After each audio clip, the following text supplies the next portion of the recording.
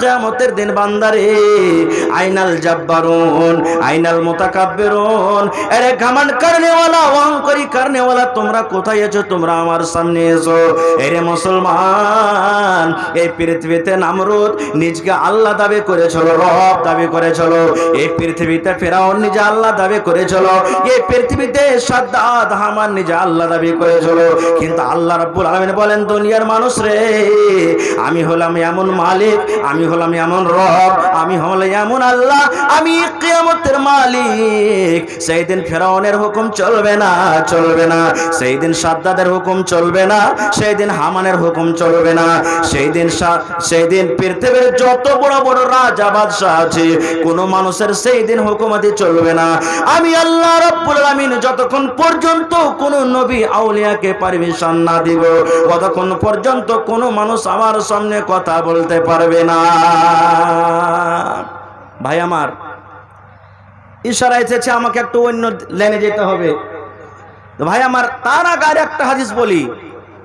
আপনারা বলবেন, হাজি মাওলানা কিয়ামত কায়েম হয়ে গেল। ধরেন, বলার ইচ্ছে মেলে ছিল, কিন্তু বক্তা অনেক আছে, এই জন্য আশা থেকে গেল। কিয়ামতে কি প্রশ্ন হবে? অনেক প্রশ্ন হবে। আল্লাহ কোরআনে বলছেন, সুম্মা লাতুসআলুন্না ইয়াউমাইযিন আনিন নাঈম। প্রত্যেক নিয়ামত সম্পর্কে আল্লাহ কিয়ামতের দিন জিজ্ঞাসা করবেন। এবার আল্লাহর নিয়ামত কত আছে? আল্লাহ কোরআনের অন্য জায়গাতে বলছেন, ওয়া ইন তাউদ্দু নি'মাতাল্লাহি লা তুহসুহা।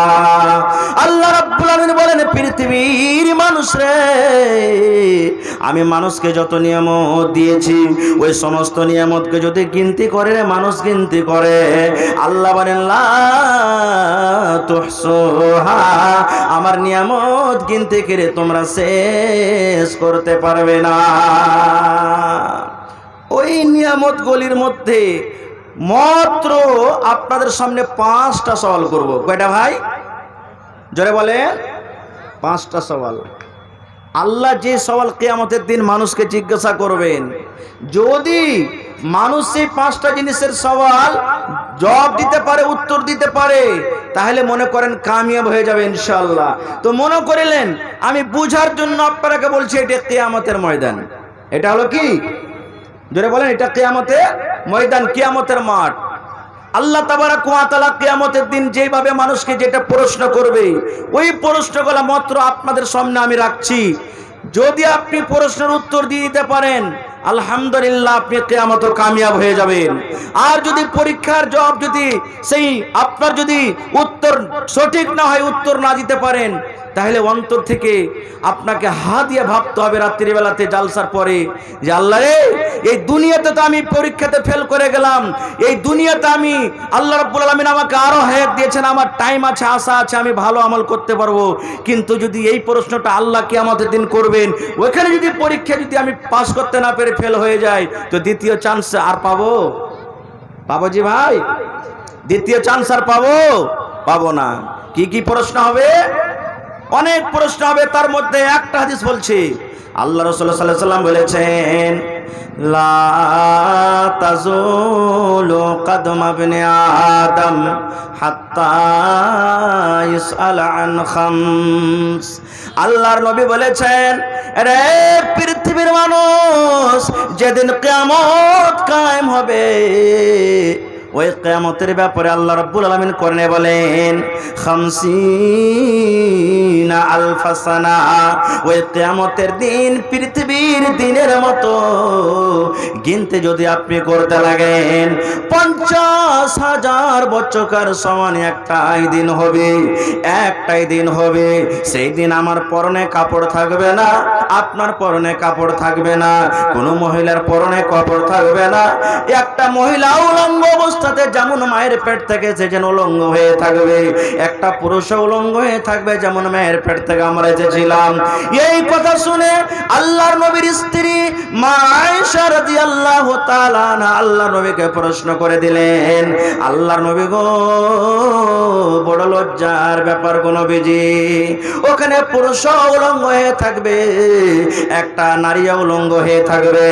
কেমন করে নিজের লজ্জাস্থান হেফাজত করব, কেমন করে নিজের শরমগাকে ঢাকবো, কেমন করে পর্দা সিলায় থাকবো গো দয়ার নবী, বড় লজ্জার কথা।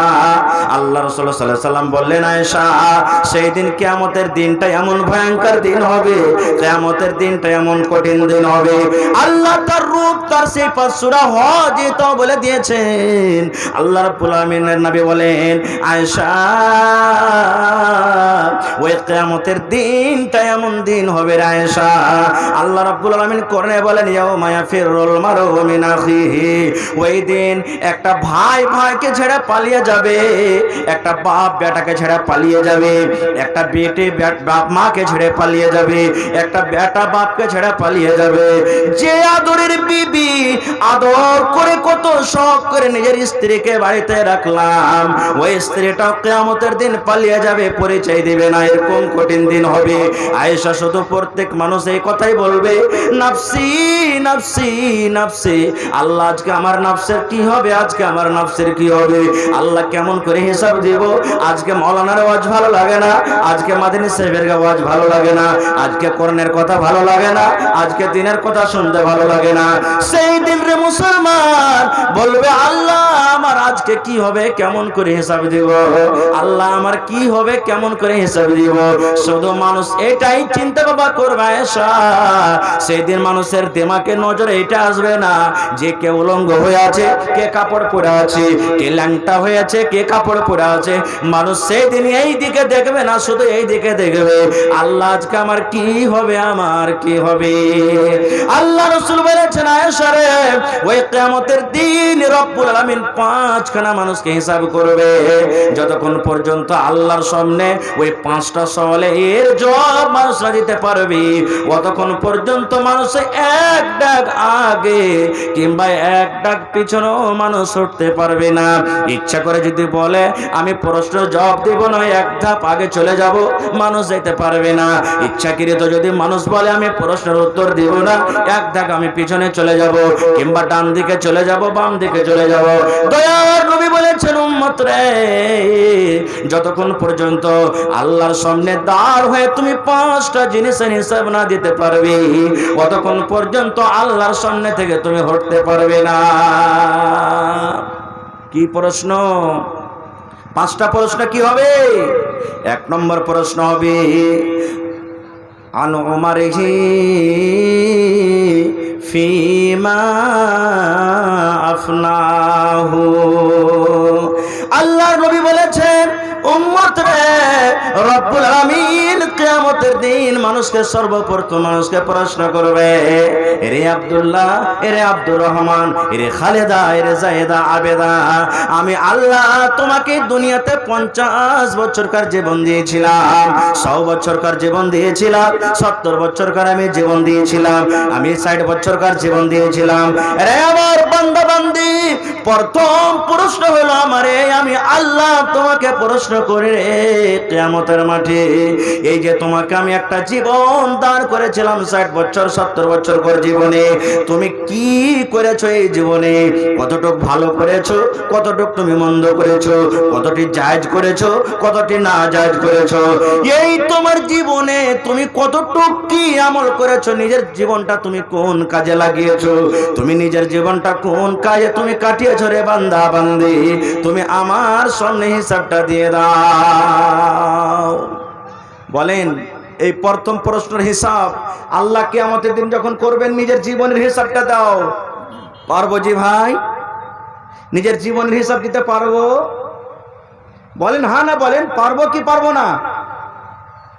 আল্লাহ রাব্বুল আলামিনের সামনে কিয়ামতের দিন আমাদের 60 70 80 বছরকার জীবনের হিসাব দিতে পারবো? পারবো? পারবো না। তাহলে আজকে কয় তারিখ হলো? 29 তারিখ, নভেম্বর মাসের 29 তারিখ। বন্ধুরে আমার, গোটা জীবন তো দূরের কথা, আজকে যদি আপনি আমাকে বলেন, আমি যদি আপনাকে বলি, না না হে এই 2022 সালের 29 নভেম্বর হয়ে গেল, আজকে 1 তারিখ থেকে নিয়ে আজকে 29 তারিখের মধ্যে কি করেছেন, কোথায় খেয়েছেন, কতটুক নেকি করলেন, কতটুক গুনাহ করলেন, কাকে মারলেন, কাকে গালি দিলেন, কত তেলাওয়াত করলেন, কত নামাজ ছাড়লেন, কত পড়লেন, এই মাত্র 29 দিনকার হিসাব দিয়ে দাও। মনে হয় বন্ধুরে এই 29 দিনের আমরা হিসাব দিতে পারবো না, পারবো না, পারবো না। যদি 29 দিনের হিসাব দিতে যদি আমরা না পড়ে ফেল করে যাই, তাহলে বলেন 60-70 বছরকার জীবনের হিসাবটা আল্লাহর সামনে কেমন করে দেব? 1 নম্বর ফেল হয়ে গেলাম, জীবনের হিসাব দিতে, বলেন জীবনের হিসাব দিতে পারবো না, ফেল হয়ে গেলাম। 2 নম্বরে আল্লাহ রাব্বুল আলামিন জিজ্ঞাসা করবেন, বান্দারে জীবনের হিসাব আমি বাদ দিয়ে দিলাম রে বান্দা, তুমি যদি নিজের জীবনের হিসাবটা দিতে না পারো, তাহলে বান্দারে আমি আল্লাহ রাব্বুল আলামিন জীবনের মধ্যে তোমাকে একটা যৌবন কাল দিয়েছিলাম, তোমাকে আমি একটা জওয়ানি কাল দিয়েছিলাম, তোমাকে একটা জওয়ানি বয়স দিয়েছিলাম। এই জওয়ানি কাল 15 বছর থেকে নিয়ে মোটামুটি 50 বছরকার মধ্যখানে যে তোমাকে আমি সময় দিয়েছিলাম, এই সময়টা তুমি কোন কাজে লাগিয়েছো? এই সময়টা তুমি কোন জায়গাতে তুমি লাগিয়েছো রে বান্দা? এই সময়ের মধ্যে তুমি কোন আমল করেছো? এই জওয়ানি বয়সের হিসাবটা তুমি দিয়ে দাও। পারবো? জওয়ানি বয়সের হিসাব দিতে পারবো? পারবো কেমন করে? দেখেন এখনো জওয়ানি ভাইয়েরা আমার জালসাতে এসে জিলাপির দোকানে দোকানে ঘুরে বেড়াইছে, আছে না নেই? মদ খোর, ওরা মদের আড্ডাতে ঘুরছে, সারা জীবন তাস খেলছে, জেনাতে লিপ্ত। এখানে তো আমরা শেষ হয়ে গেলাম। তাহলে 5টার মধ্যে 2টাতে ফেল করলাম না পাস করলাম? জোরে বলেন, ফেল। 3 নম্বরে আল্লাহ রাব্বুল আলামিন প্রশ্ন করবেন, বান্দারে তুমি 10 বিঘা জমির মালিক ছিলে রে বান্দা, তুমি 50 বিঘা জমির মালিক ছিলে, তুমি যে 10 তলা বাড়ি করেছো, 5 তলা বাড়ি করেছো রে বান্দা, তোমার 60 বিঘা জমিন হয়েছিল রে বান্দা। এই 60 বিঘা 50 বিঘা জমিন তুমি যে খরিদ করেছো, এই 5 তলা তুমি যে বাড়ি করেছিলে রে বান্দা, এই টাকাটা তুমি কেমন করে আমদানি করেছো? এই টাকাটা তুমি কেমন করে জড়ো করেছো? তুমি চুরি করে নিয়ে এসেছো যে হালাল টাকা তুমি বাড়ি তৈরি করেছো? কেমন ভাবে খেটে খুঁটে তুমি টাকা জড়ো করেছিলে রে বান্দা? এই আমাকে হিসাব দিয়ে দাও যে তুমি 10 বিঘা 15 বিঘা জমির মালিক ছিলে, তোমার বাড়িতে স্কর্পিও ছিল, তোমার বাড়িতে ট্রাক্টর ছিল, তোমার বাড়িতে বাইক ছিল, তোমার বাড়িতে আরো কত টাকা জেওয়ার গহনা গাঁঠে ছিল রে বান্দা। তুমি এই হিসাবটা দিয়ে দাও, এই মালটা তুমি কিভাবে জোগাড় করেছিলে, জমা করেছিলে? মাল কেমন করে জমা করছি বুঝতে পারছেন এই যুগে নাকি? বুঝতে পারছেন? যায় না যায়, ঝুট মুট কত উল্টা পাল্টা করে মাল জমা করছি। পারবো মালের হিসাব দিতে? পারবো? তাহলে এটাও ফেল হয়ে গেলাম। 4 নম্বরে আল্লাহ রাব্বুল আলামিন প্রশ্ন করবেন, রে বান্দা 4র্থ নম্বরে আমার প্রশ্ন, আমি আল্লাহ কিয়ামতের দিন তোমাকে প্রশ্ন করি রে, এই যে তুমি মাল জমা করেছিলে, আমি যে আল্লাহ তোমাকে মাল দিয়েছিলাম, তুমি 10 লাখ টাকার মালিক ছিলে, তুমি 20 বিঘা জমির মালিক ছিলে, 5 বিঘা জমির মালিক ছিলে, বান্দারে 4র্থ নম্বর প্রশ্ন হলো, এই মালটাকে তুমি কোন জায়গাতে তুমি খরচ করেছিলে? 3 নম্বর সওয়াল, মাল কেমন করে জমা করেছিলে?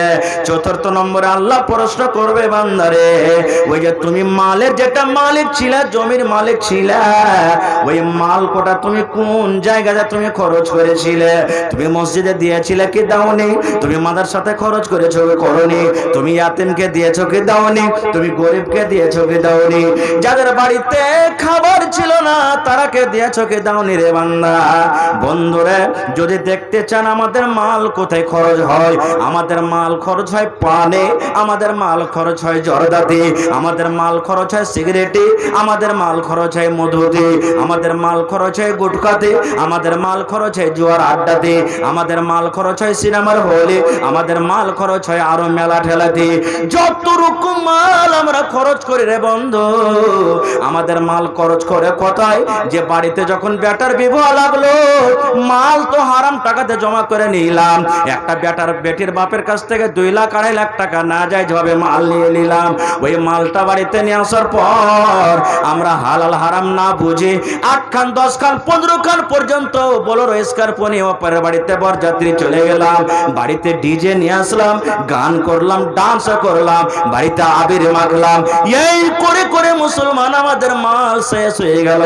আজকে যদি আপনি বলে মাওলানা, আপনাকে যদি বলে ভাই হে এই মাদ্রাসার জন্য 10,000 টাকা দেন, মাদ্রাসার জন্য 5,000 টাকা দেন, মাদ্রাসার জন্য 2,000 দেন, মাদ্রাসার জন্য 100 টাকা দেন, চিন্তা বাবা করব, এক কদম আগে যাব এক কদম পিছে যাব, আল্লাহ দিব কি দেব না, দিব কি দেব না। 5,000 যদি দিয়ে দিই চলে যাবে, 100 টাকা দিয়ে দিয়ে চলে যাবে, এই আগা পিছা করব। কিন্তু এখনই বেটার বিবাহ লেগে যায়, বেটা যদি বলে আব্বাজি 5,000 টাকা দেন, বাড়িতে ডিজে নিয়ে আসতে হবে, আব্বাজি 2,000 টাকা দেন, মেলা ঘুরতে যাব, আব্বাজি এইবারে বাড়িতে বিবাহ লেগেছে, দুখন বোলেরোতে কাজ হবে না, আব্বা আমার বিবাহতে 15 খান স্করপিও বোলেরো নিয়ে যাব, এক এক বোলেরোর ভাড়া 2,000 3,000 করে লাগবে। এই সমস্ত না যায় জিনিস আমরা টাকা শেষ করব, কিন্তু যায় জিনিস আমরা টাকা শেষ করতে পারবো না। তাহলে 4 নম্বর হিসাব আমরা ফেল করলাম না পাস হলাম? জোরে বলেন, ফেল হয়ে গেলাম। এবার রব্বুল আলামিন 5 নম্বর প্রশ্ন করবে, আমাদের মতো মৌলভী সাহেব কি, আমাদের মতো আলিম কি? তাহলে বলবেন আপনারা কে আল্লাহ ছাড়বে, জিন্না আপনারা কেউ ছাড়বে না। আপনারা যেটা কথা মানলেন, যেটা কথা শুনলেন, সেটার আলিম হয়ে গেলেন। আরে আলিম তো হলো জাননেওয়ালা। একটা সূরা জানেন আপনি, একটা সূরার হলেন আলিম, মানে জাননেওয়ালা। একটা আপনি নমাজের দোয়া জানেন, নমাজের না পড়েন, নমাজের কতখানি নেকি কতখানি লাভ, না পড়লে কতখানি ক্ষতি আছে আপনি জেনে নিলেন নমাজ সম্পর্কে। রোজার রাখলে কি হবে, না রাখলে কি হবে, রোজার ব্যাপার আপনি জানলেন, আপনাকে রোজার আলিম বলা হবে। নমাজের ব্যাপারে জানলেন, নমাজের আলিম বলা হবে। আপনি মাল সম্পর্কে জানলেন, মালের আপনাকে আলিম বলা হবে। তাহলে আপনারাও জাননেওয়ালা হয়ে গেলেন। আল্লাহ রাব্বুল আলামিন প্রত্যেক জাননেওয়ালাকে আল্লাহ কিয়ামতের দিন ছাড়বে না। আল্লাহ সমস্ত আলিম জাননেওয়ালাকে আল্লাহ ডাকবেন, আর পরে আল্লাহ হিসাব করবে, বান্দারে তুমি যতটুক তুমি শিখেছিলে রে বান্দা, এই শিখার হিসাবটা দিয়ে দাও, এই ইলমের হিসাবটা দিয়ে দাও। এই ইলম তুমি যতটুকু অর্জন করেছিল, শিক্ষা করেছো রে বান্দা, এই ইলমের উপরে তুমি কতটুকু আমল করেছো। তাহলে এটার হিসাব দিতে পারবো? পারবো যে ভাই? পারবো না, তাহলে এটা তো ফেল।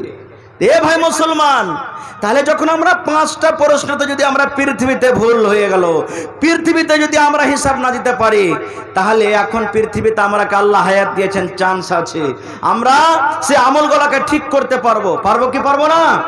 পরে ইনশাআল্লাহ, জোরে পড়ে ইনশাআল্লাহ। তো ভাইরা আমার, বেশি কথা বলবো না, আমার আজকে 2টা পয়েন্টে কথা, একটা আপনাদেরকে কিছু দিব, আপনাদের কাছ থেকে একটা কিছু নিব। ভাই আমার,